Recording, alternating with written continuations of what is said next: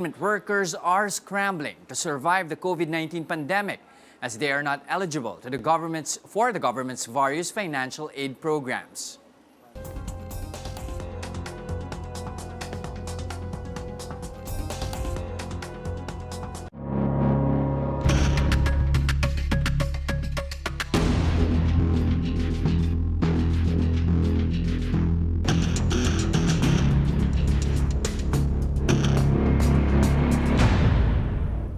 As announced by the President himself last night, Metro Manila and 6 other areas will be downgraded to general community quarantine. That's following the recommendation by the Interagency Task Force for COVID-19.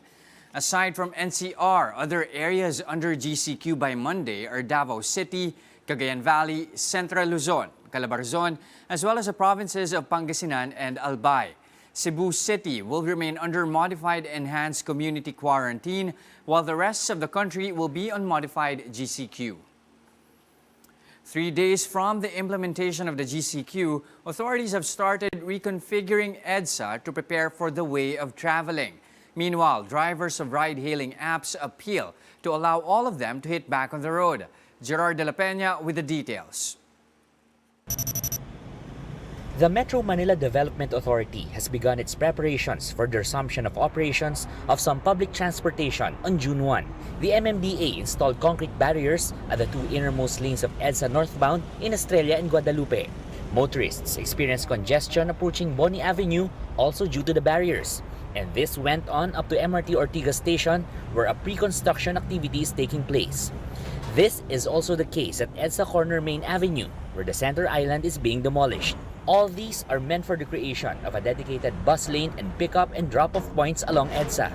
So hindi na ho ito pwedeng basta-basta na lang magbababa ng pasahero at magsasakay kung saan-saan. Dahil po yung nakikita nyong kinoconstruct, doon po dapat magbaba at magsakay ng mga pasahero. Samantalang ang mga pasahero naman po, ang ima-maximize nilang tawiran ay yung mga existing stations po ng MRT. In an interview with 1PH, Transportation Assistant Secretary Bert Swansing says they will install safety measures for crossing bus commuters. May dalawang option kaming ni-introduce. One is through a footbridge. No? You will cross the footbridge. The length and entire width of EDSA by a footbridge. Or kung yun nga, yung sinasabi ng mga PWD saka elderly, mahirapan daw sila. So, pinag-uusapan namin ng MMDA na kung pwede yung pedestrian crossing. Of course, to reduce the risk na yung ma-run over yung mga pasahero, lalagyan natin mga safety features yun. Like, for example, traffic lights, rumble strips. A transportation expert said the initiative will help revolutionize EDSA. Ngayon, we have a chance actually to make EDSA more efficient. Tapos then we will make it more productive, and there will be many more commercial opportunities once we actually allow a lot more people to use EDSA, hindi lang yung kotse. The initiative is part of the new guidelines for public transport now that quarantine rules are relaxed. Social distancing will be strictly implemented inside the vehicles. Commuters are encouraged to use cashless modes of payment for fares. The MMDA and the DOTR are also planning to widen the sidewalks to set up bike lanes when the new normal comes. Meanwhile, Transport Network Vehicle Service drivers are concerned if they can all go back on the road come June, since only half of Grab's fleet are allowed to resume travel under GCQ. Drivers group Laban TNVS suggests to implement a coding system specifically for their sector so that everyone can operate alternately. Pinipili nila ang mga TNVS drivers kung sino ang babiyahe. Ito po para sa akin hindi po maganda ito dahil meron naman po kaming provisional authority lahat at CPC kung ang tawagin, prangkisa. Ito po ay tinututulan natin gawa nung lahat naman po tayo, kaming mga drivers nangangailangan. They are also against the LTFRB's directive requiring TNVS drivers to secure a special permit before resuming operations on Monday. For News 5, Gerard de la Peña, we are One News. The Transportation Department says the gradual resumption of public transportation will be done in 2 phases. For the first phase, set on June 1st to 21st, The following will be allowed to operate under limited capacity: trains, bus augmentation, taxis, ride-hailing services, shuttle services, P2P buses, and bicycles. Tricycles will also be allowed, subject to the approval of LGUs, while provincial buses will be prohibited to enter Metro Manila. In Phase 2, covering June 22nd to 30, those allowed under Phase 1 will continue to operate with the addition of the following: public utility buses, modern jeepneys, and UV Express vans still under limited capacity. The DOTR reminds strict adherence to the new normal protocols for the transport sector, such as wearing of face masks, cashless payments, and disinfection of vehicles. Transportation Secretary Arthur Tugade says the LRT and the MRT trains will carry 10 to 12% of their passenger capacity. The Philippine National Railways trains, meanwhile, will carry a 35% passenger capacity per trip. As for the aviation front, the DOTR will be expanding international gateways to include Clark, Cebu, and Davao airports in a bid to decongest NAIA. It is now also vested with the responsibility that the Department of Transportation must help in preventing the spread of the coronavirus. This having been said, the approach of the Department of Transportation is partial, gradual and calculated, and more importantly, by phases. As Metro Manila is set to be placed under GCQ next week, lawmakers and government executives are looking to put up more bike lanes along EDSA. They say bicycles are the most ideal mode of transportation now that we are still under a pandemic. Ryan Ang with a story. The Metro Manila Development Authority has installed traffic safety cones at certain points of northbound lane of EDSA over the weekend, which bicycle riders can use. These are called pop-up lanes, a project of the EDSA Evolution Group. Now it's experiment as we call it, but eventually, of course, ang gusto natin is the permanent bike lanes. Now we want to show the government agencies also na it can work. Under the so-called new normal, using bicycles seems to be the ideal option. But the MMDA reminded the public that bikers should also be responsible. Kailangan protected ka, may helmet, may gloves, dapat nakasapatos ka rin. No, and of course make yourself visible by wearing a reflectorized vest or blinkers. The agency will conduct a study on the outcome of the experiment before deciding whether to put up bike lanes across Metro Manila. On Thursday, lawmakers conducted an online hearing on the Safe Pathways Bill. The proposed measure aims to create a network of pop-up bicycle lanes and emergency pathways that would connect people to essential destinations during the pandemic, all while ensuring that physical distancing is maintained. Senator Pia Cayetano spearheaded the session. Right now, the COVID has, like I said, organically provided that space for bikes and walkers and other non-motorized forms. So, dapat hindi na yan mag-give up. Yun lang naman yung point ko eh. Kaya talagang ako, seize the moment. Huwag nyo na please bitawan. Senator Francis Tolentino, meanwhile, suggested that concerned government agencies revive bicycle groups. Tolentino also called on the Trade Department to get involved in the matter. If we can also advise DTI, kasi merong abrupt rise ng prices ng bisikleta ngayon, merong there should be a cap or a freeze on bicycles kasi nag-aagawan yung iba. Yun lang. Tolentino, being the former chairman of the Metro Manila Development Authority, says the MMDA for its part should maximize and improve the existing infrastructure and more bike lanes. But according to the agency, there are already existing lanes. Its effort to put more, however, was halted by the ongoing health crisis. We will resume construction of these additional bike lanes po as soon as GCQ is proclaimed for NCR. The MMDA has been tapped by the Transportation Department to look into the possibility of putting up bicycle lanes beyond EDSA. Sabihin ko lang ho na yung bicycle lane will not be limited to EDSA. It will be limited to parts of the country if it works. Tugade notes that if their experiment will be proven feasible, they will make the structure permanent even after the community quarantine is lifted. For News 5, Ryan Ang, We Are One News. Senate Minority Leader Franklin Drilon wants to repeal a provision in the Bayanihan to Heal as One Act that punishes violations of the said law. In a Senate hearing earlier today, the opposition senator said he has no problem with, quote, granting the executive leeway during the pandemic. However, he says the extension should be constitutional and must live up to its principal purpose to address the pandemic. Drilon called out some lapses in law enforcement. He cited a fatal shooting of former military man Winston Ragos by a Quezon City cop for supposedly violating quarantine restrictions. There have been calls to extend the Bayanihan Act for another 3 months. It is slated to expire on June 24. The way I have seen it, Mr. President, the violators here are treated like criminals.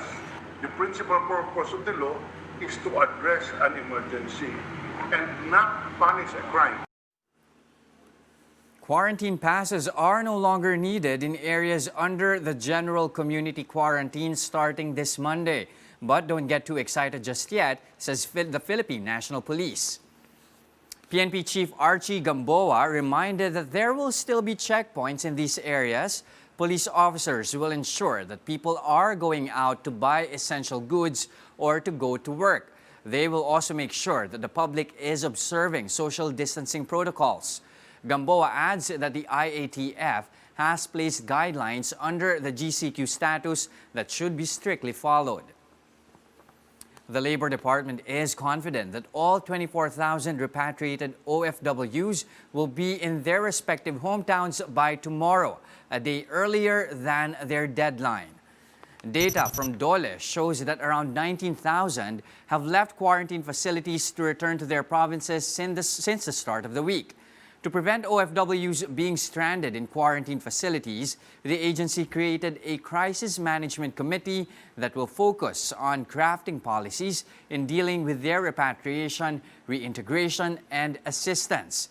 Former Labor Secretary Nitoy Roque will be heading the committee. Hopefully, with this crisis management committee, hindi na po mangyayari yung nangyari sa ating mga minamahal na OFW. With this committee, hopefully, lahat ng information na dapat nyo malaman tungkol sa mga OFW natin ay malalaman nyo na. We'll pause for a short break, but when the big story returns, the Health Department changes its reporting of COVID-19 cases after it reported yesterday's single highest day jump of 593 infections. And the Film Development Council of the Philippines appeals on behalf of over 860,000 workers from the entertainment sector who were left without any aid from the government amid lockdown measures. Keep it here on One News for more big stories.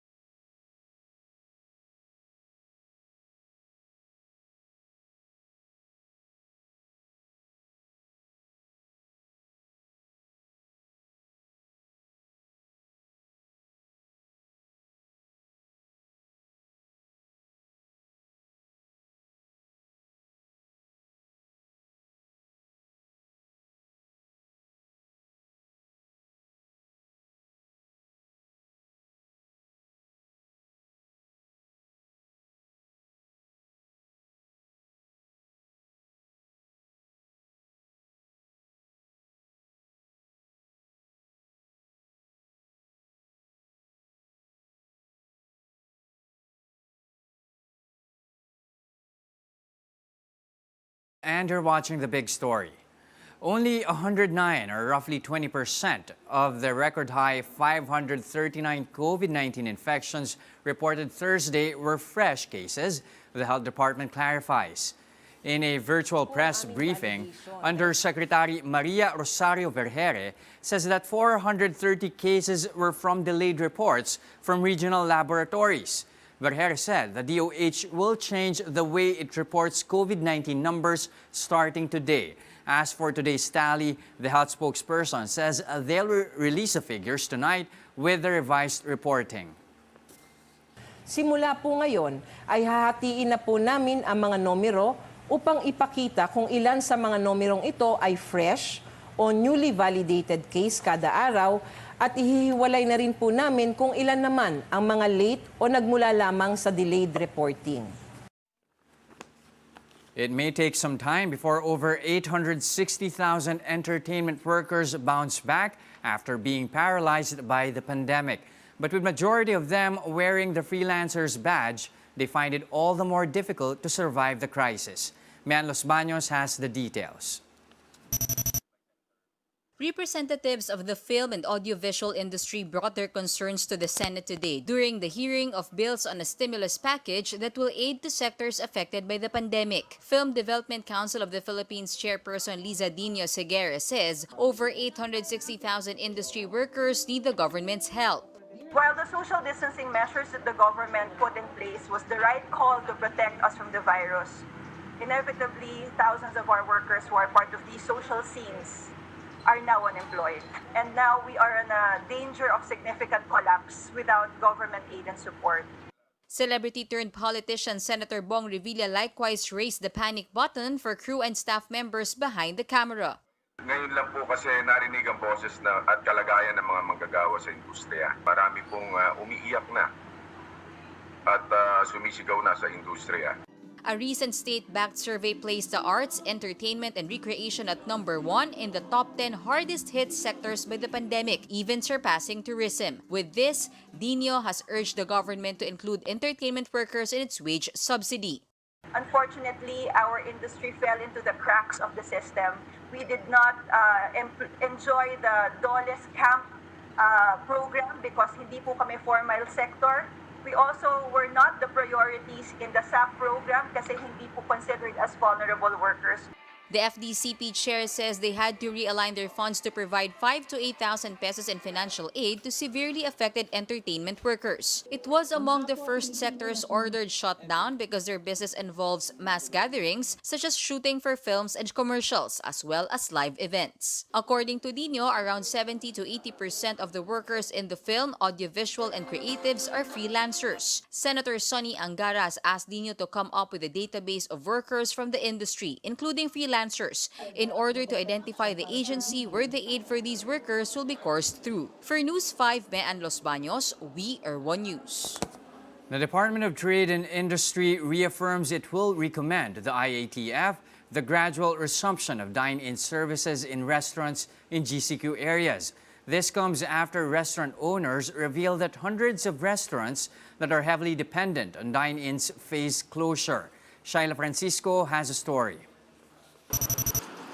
With dine-in services not allowed under the enhanced community quarantine as well as modified ECQ, restaurants are taking the brunt of the imposed measure. At a House hearing earlier, some owners cited huge losses due to the cancellation of dine-ins. While takeout and delivery services are allowed, these aren't enough to offset losses from dine-in services, which make up more than half of their sales. Some restaurants are now closing some of its branches, while others need a few more months before it can reopen. I've had calls from friends who are, willing to give up the restaurants because they're bleeding heavily and they cannot continue. People go to a restaurant for a total experience, which is, you dine, you're in the ambiance of a good environment. We entertain you, we talk to you. So that totality cannot be put together in a delivery setting. But we have probably another 20 that's being considered to temporarily close as they are not able to generate positive cash flow. Marami po dyan nasa mall. We are looking forward to dine-in being allowed so it can contribute to what we are now experiencing as only 50% versus pre-COVID sales. The absence of dine-ins has also affected mall sales. 1 in every 3 tenants in SM Supermalls are food tenants. No? So we also operate our own food court, which basically is a dine-in concept. No? So we join their calls to allow the safe dine-in of the restaurants in the malls. Dine-in is a key, it's a very important part of the mall experience. I think if we can address these two things, it would give us a better chance to recover. The Trade Department has recommended to the IATF to gradually allow dine-in services even while on general community quarantine. We're doing our best na sana mapaaga yung opening ng dine-in as allowed services even under GCQ. So ang ginagawa lang po natin, at least for the NCR, Regions 3-4, kung sino yung under GCQ, we're trying our best na mapaaga yung pag-reopen even on a gradual basis, kahit 30%, 60%. Once approved, only those who can comply with DTI's protocol may resume operations. This includes distance between tables and chairs as prescribed by the Health Department, and providing a footpad as well as installing dividers and markers at the dining area. Customers are also required to wear face masks. Establishments should have thermal scanners and alcohol. A health checklist will be given to customers in case of contact tracing, and alternative mode of payment will also be available. Self-services, customer refill station, buffet and salad bars are discouraged. The DTI says restaurants do not need to undergo accreditation, but there may be random inspections where violators may face temporary closure until they observe correct health and safety measures. Shaila Francisco, VR1 News. The National Bureau of Investigation sends a subpoena to a couple who owned a company that allegedly tried to corner the government into purchasing overpriced medical equipment used for COVID-19 testing. Officials said Emily and Van Co of Omnibus Biomedical Systems offered an automated extraction machine at around 4 million pesos, but the said equipment can be bought at only 1.75 million pesos. Justice Secretary Menardo Guevara on Tuesday said he would see to it that the NBI proceeds with its probe on the matter. His statement came after President Rodrigo Duterte directly ordered the agency to determine if there is basis to file criminal complaints. The couple has denied accusations of profiteering and said they will cooperate with the investigation. These are the other big stories today. The Civil Service Commission says that government employees physically returning to work in GCQ areas are no longer entitled to hazard pays. Civil Service Commissioner Eileen Lizada explains the 500 peso daily hazard pay only covered government personnel who reported to work during the enhanced community quarantine status. However, Lizada notes that law enforcers and health workers are exempted and would still receive hazard pay during GCQ. And the Light Rail Manila Consortium, in cooperation with the NCRPO, conducted a simulation exercise at the LRT Line 1 as part of its preparation for the resumption of rail operations next week. Tapping around 600 police trainees, authorities tested protocols, which include passenger distribution control. The LRMC said it will retain its normal hours of operation from 4:30 a.m. to 10 p.m. 28 trains will be operational. Each is expected to pick up passengers every 3 to 4 minutes from Roosevelt to Baclaran Station. We'll be back with more big stories after the break. Stay with us here on One News.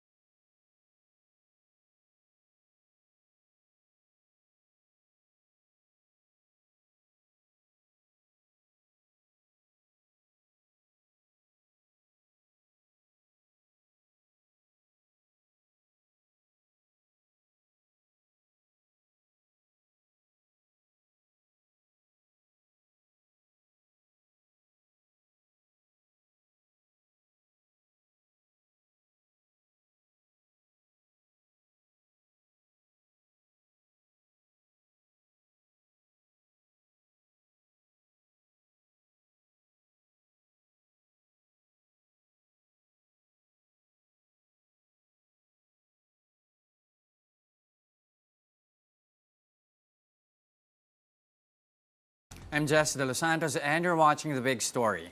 With more than 2 months left before the opening of classes in most colleges and universities in Metro Manila, one question remains. What will be the academic setup amid the pandemic?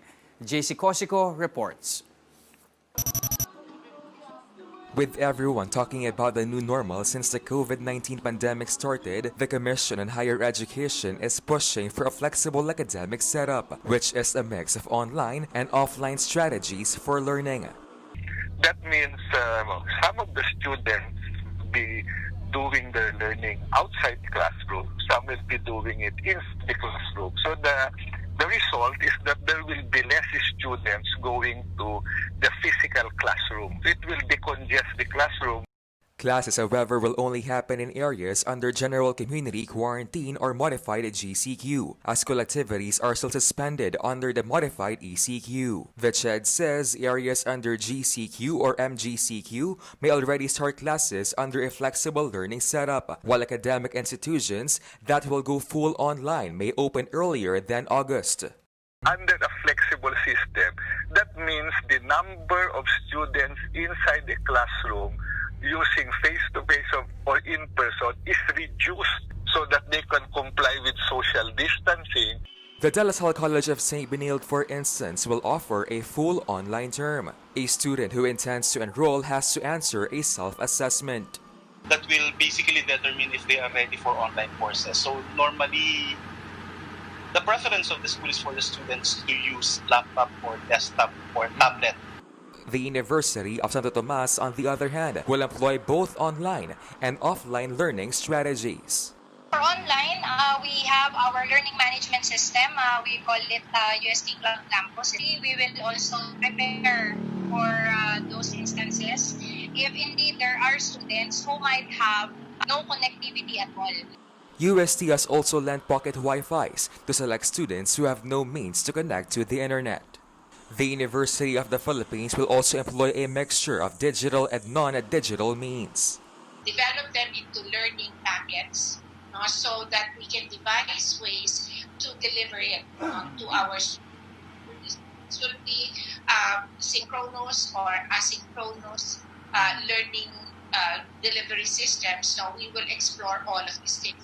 The UP system is also in talks with telecommunication companies to provide internet access to some students. The Commission says academic institutions should allot the next 2 months in transitioning to the flexible learning setup. These include trainings and assessments. Physical inspections will also be conducted with the Health Department to ensure that learning spaces are following health protocols. For News 5, JC Cosico, we are One News. PLDT assures its customers that no customer data were downloaded following the hacking of its Twitter account yesterday. The telco giant says a thorough investigation showed no record of customer data download or exfiltration from its Twitter account. It also vows to continue to fortify its cybersecurity protocols to prevent a similar incident in the future. PLDT adds that it will forward its findings to the National Privacy Commission. The Latter-day Saint Charities, the humanitarian arm of the Church of Jesus Christ of Latter-day Saints, taps TV5's Alagang Kapatid and the Philippine Navy for a humanitarian effort against COVID-19. In an event at the Naval Reserve Command Headquarters in Manila earlier today, the church formally turned over personal protective equipment worth $600,000 US. The PPEs will be distributed to various non-profit organizations, concerned government agencies, and local government units. And that wraps up today's Big Story. Catch us again on Monday at 8 p.m. on Signal Channels 8 and 250. Please like our Facebook page, One News. For more in-depth analysis, visit our webpage, onenews.ph. I'm Jess De Los Santos. We are One News. Good evening.